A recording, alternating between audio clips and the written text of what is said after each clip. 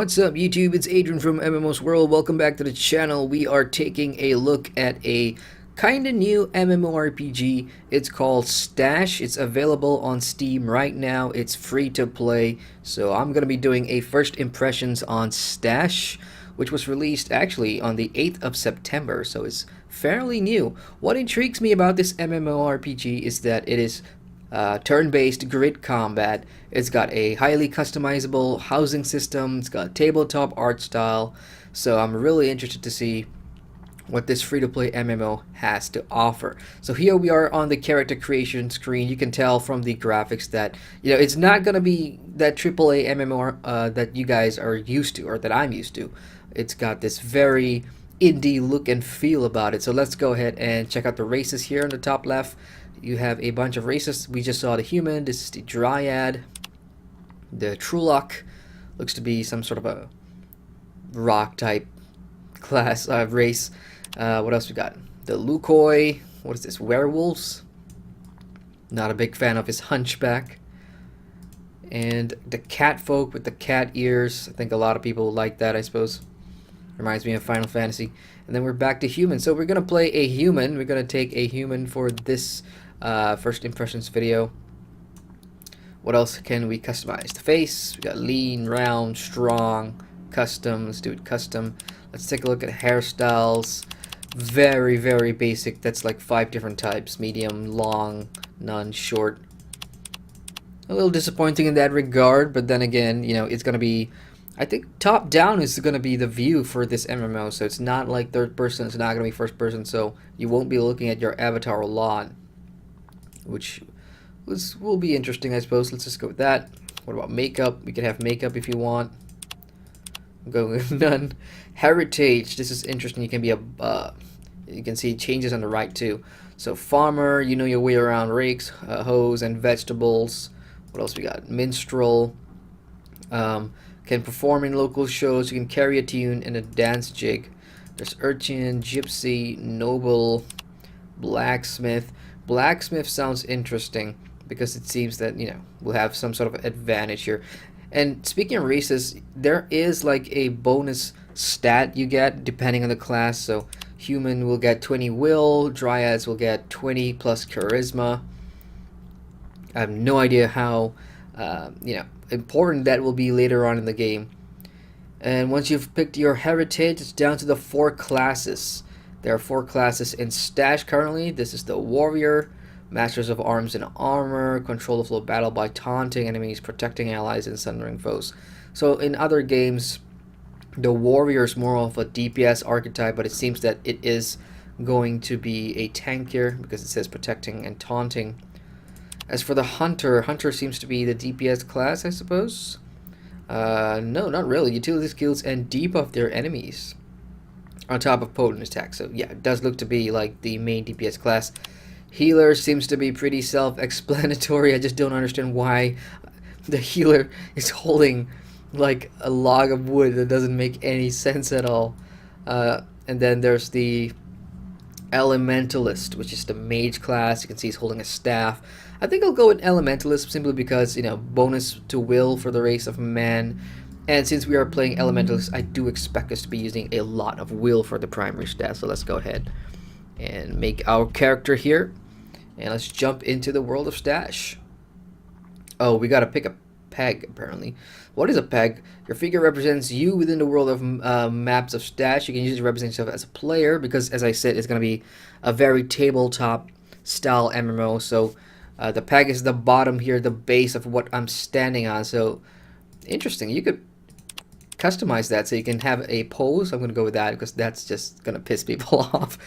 And the peg base color, you can pick only a few right now. So I'm going to go with that. So this will be really interesting. Let's jump into the game and see what's up. Okay, what's this? Oh my god, please read this page. There are many things to do. It may seem overwhelming at first. You will get the hang of it in no time. Alright, so interface button, chatting with other players. The first obvious thing you'll see is the chat. It's pretty big. Let's see how we move here. Right, so it's WASD to move around the world. This is really interesting because you do see a bunch of other players on their pegs. So it does have that interesting tabletop appearances. You can just zoom all the way out Oh, cool. So I just left mouse click on the map grid by accident, and that is apparently how I'm moving around. Yeah, that's kind of funky, really. Seeing yourself on a board or a grid type. Let's open the map here. Oh, the M key doesn't do anything.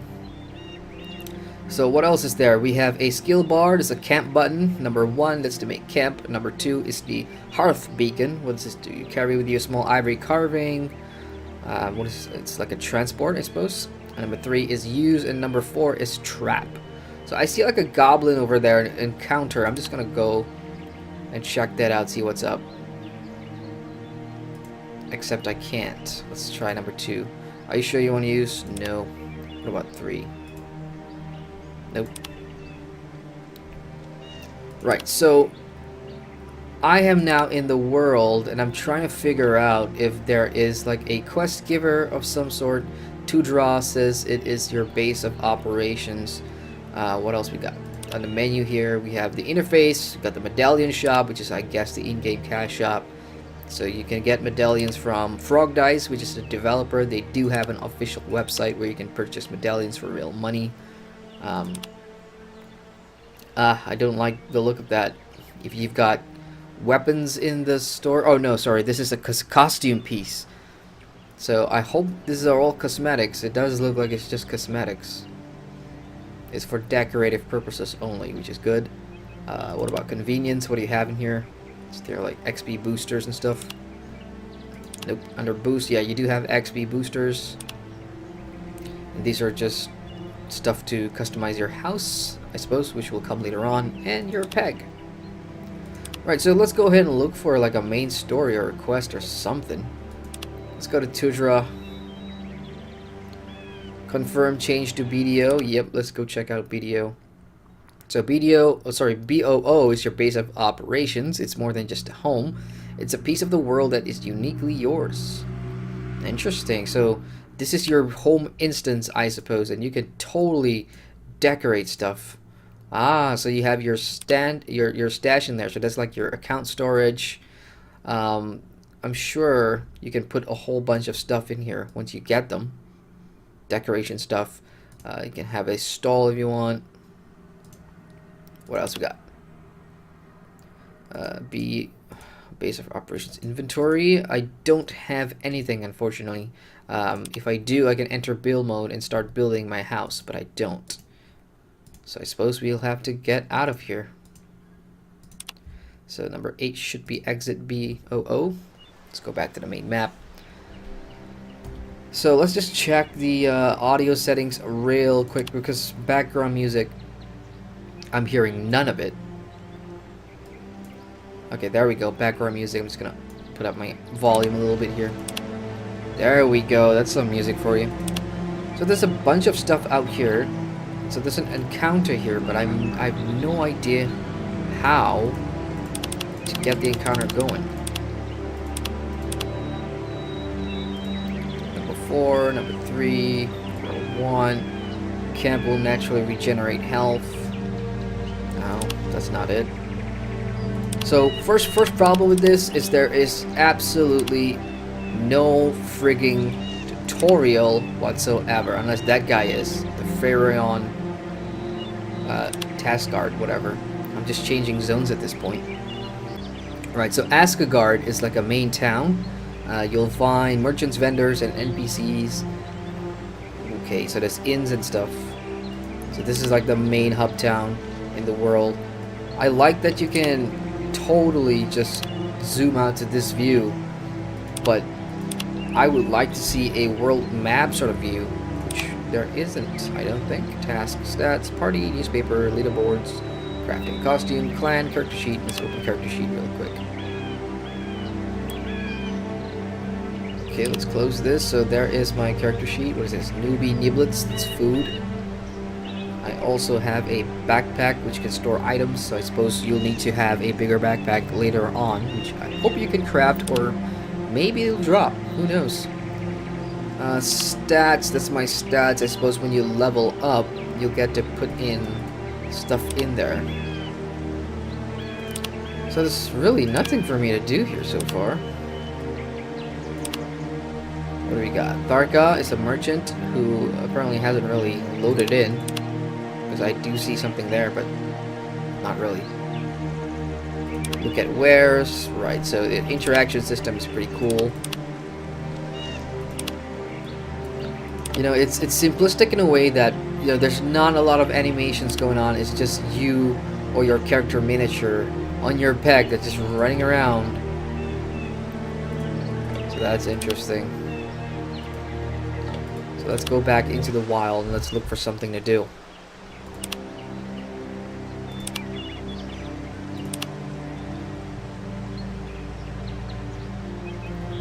So I see a world dungeon. Let's go to the mines. So you have entered your first dungeon. How exciting. We use the term dungeon to refer to dungeon towers, ruins, and caves.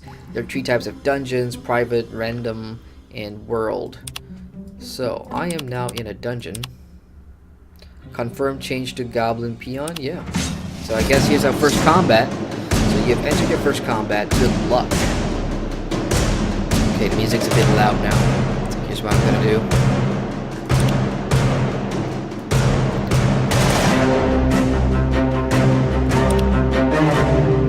Will lower that down.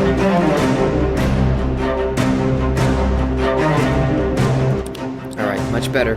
Alright, let's take on this goblin. Apparently I can queue up attacks. He is over there.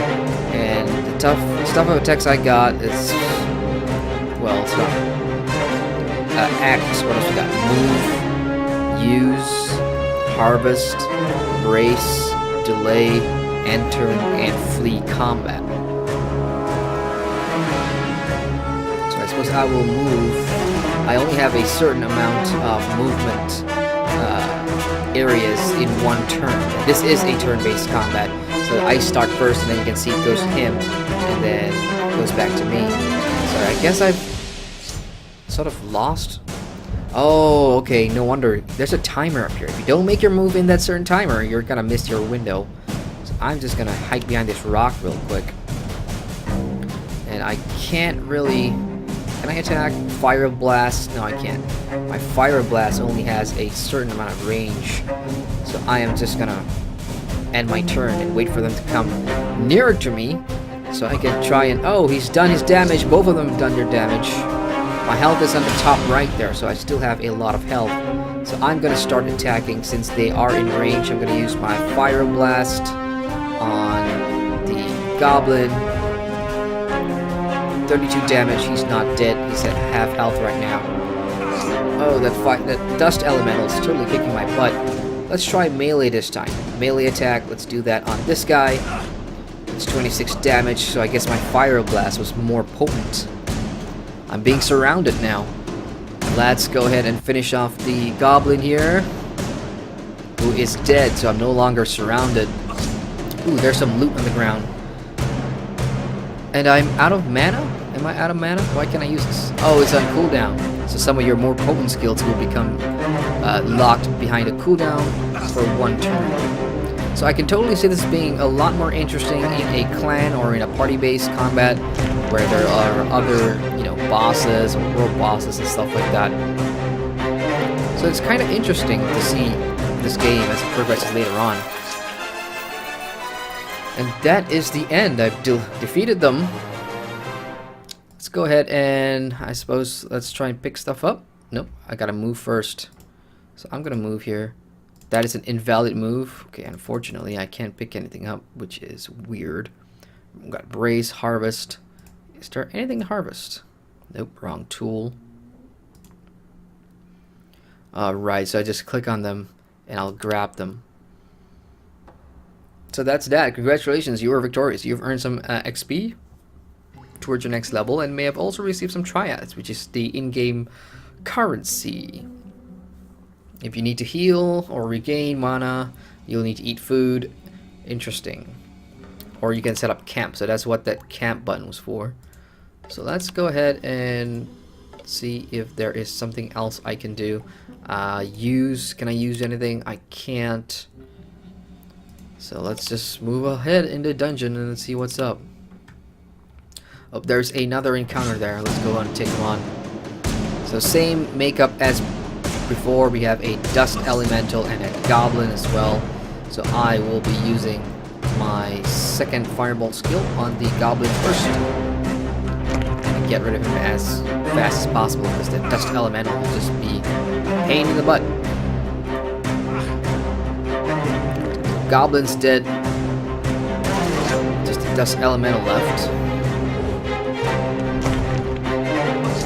There isn't, I see a lot of rocks and boulders around here, which I suppose I can use for cover, but I don't think there's a decent enough cover-based system in here so far, like you'd expect with games such as like XCOM and stuff like that. Oh sweet, so we have some new gear here. Unfortunately, the stuff I have on is actually the same, so it's not really, but I could probably sell those to vendors. And then there's essences as well, which, again, it doesn't really tell me what it does, so I'm just going to grab everything and transfer them over. And once you're done, you just hit done. You win again. By now, you may have begun to notice some of your tactical elements of the battlefield. We don't want to throw too many things at you at once, but here are 3 that both players and monsters can take advantage of. So flanking is a thing, so I guess you'll do more damage if you flank, or you'll take more damage if you get flanked. So I suppose you want to keep moving around the battlefield. I'm just standing there in one spot waiting them to come to me, because I'm sort of a new player still trying to gauge what the combat system is all about. So yeah, I mean, so far interesting. There's a cubelet encounter here. This is all in the first dungeon. So there's something over. Is a cubelet an enemy? I suppose. So they've all moved. I'm just gonna try and get behind somewhere. Don't really have much place to go, so I'm gonna move. How far can I move? I can't move far, but Ragwood. That sort of looks like a resource here, so I'm just gonna get behind here into the Ragwood and see if I can attack anybody. I can't, so I'm just gonna brace. I saw a brace thing. Brace myself for the next attack, and here comes the attack. I suppose they're all coming to me, because there is a surround mechanic, so I want to be careful of that. Let's go ahead and take this guy out. I don't have any AoE, unfortunately, so it's not like I can attack a couple of enemies at one time. My health is getting dangerously low, so I'm gonna have to. I am surrounded. I should have moved. Damn it. Well, here's what I'm gonna do. I'm gonna move first.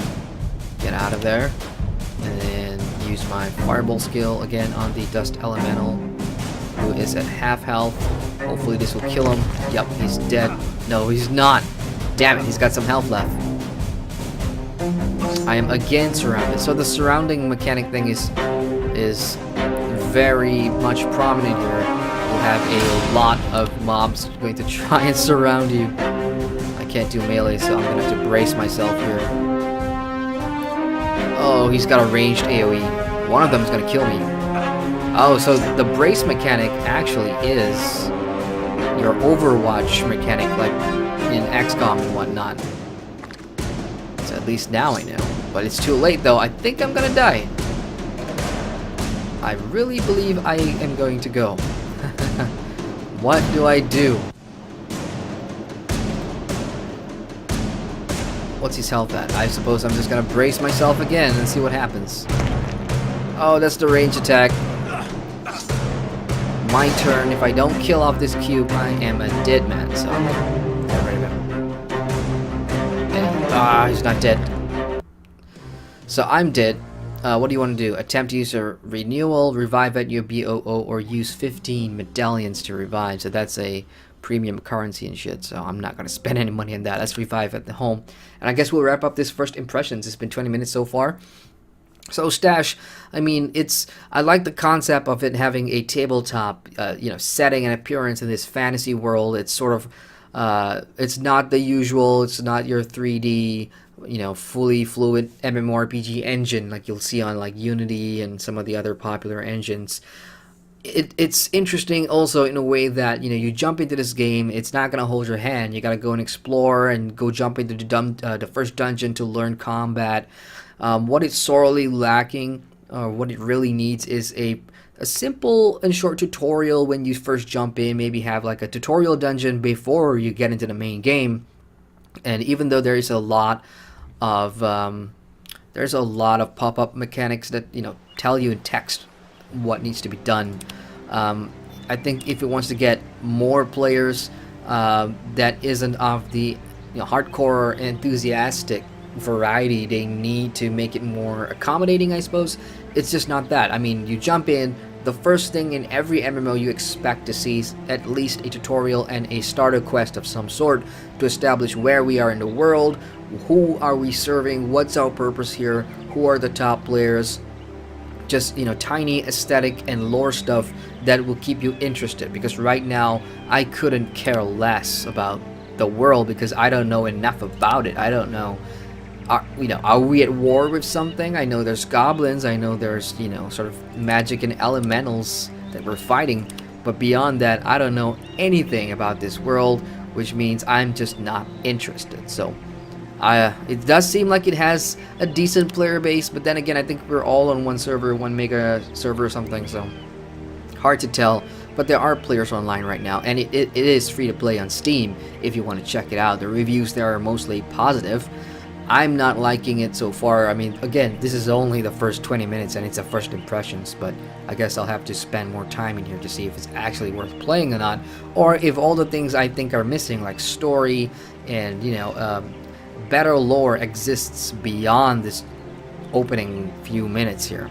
So that's just my first impressions, my thoughts on the game. If any of you out there have had more experience than I have, feel free to share yours in the comments section below. So don't forget to like the video if you enjoyed this first impressions, and subscribe to MMOSWORLD for more MMO content. As ever, I'm Adrian from MMOSWORLD, signing out.